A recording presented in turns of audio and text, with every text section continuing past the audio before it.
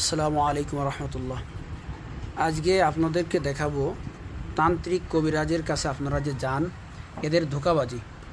এদের ধোঁকাবাজি আজকে আমি দেখাবো। আল্লাহ তারা কি করে, প্রথমে একটা গিলাসে পানি নেয়। এটা আপনারা অনেকে মোবাইলে দেখছেন, হয়তো আমার মোবাইলে তত বেশি ভালো হচ্ছে না।